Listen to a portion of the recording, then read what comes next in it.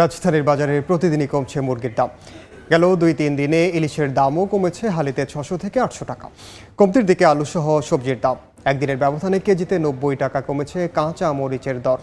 শিক্ষার্থীদের বাজার তদারকি অব্যাহত থাকলে দাম আরও কমবে বলে প্রত্যাশা ক্রেতা ও বিক্রেতাদের।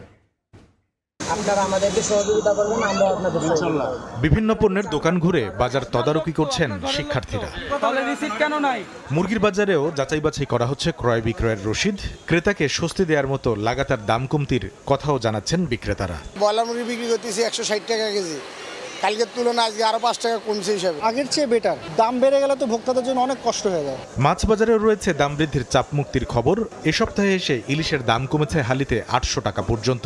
বিক্রেতারা বলছেন শিগগিরই কমবে অন্যান্য মাছের দামও। 4-5 দিন আগে বেচে 1800 টাকা, ওজন আছিল 1 কেজি 200 গ্রাম, এটি বেচতেছি আমরা 1600 টাকা, 1650 টাকা। সামনের মাস থেকে আশা করা যায় কেজিতে 50 টাকা, কোনো কোনো মাছ 100 টাকা কমবে। আমি যেটা দেখলাম ইলিশ মাছের দাম ওইরকম ভাবে কমা নেই। কেজিতে প্রায় 100 টাকা কমেছে নাকের জল চোখের জল এক করা কাঁচামরিচের দাম।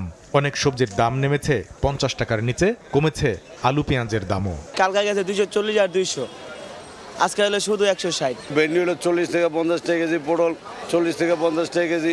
ইন্ডিয়ান পেঁয়াজ কিনছি 98, 96, বেচতেছি 100। কত ছিল 48 টাকা, 47 টাকা, আজকে 46 টাকা, 45 টাকা। শিক্ষার্থীরা বলছেন বাজারকে অযৌক্তিক দাম মুক্ত করে তবেই ঘরে ফিরবেন তারা। উনি আজকে আমাদের সাথে ওয়াদা করছে যে উনি কালকে থেকে এরকম বেশি নেবে না, যেটা স্ট্যান্ডার্ড সেনাবাহিনী সরকার কর্তৃক যেটা নির্ধারণ করা হয়েছে উনি সেটাই নেবে। বাজার ঘুরে জানা গেল ডাল তেল সহ মুদি পণ্যের তেমন ওঠানামা নেই রাজধানীর এই কারওয়ান বাজারে। কামরুল হাসান সবুজ, সময় সংবাদ, ঢাকা। 4 দশক ধরে আপনার ফাইন্যান্সিয়াল পার্টনার আইডিএলসি।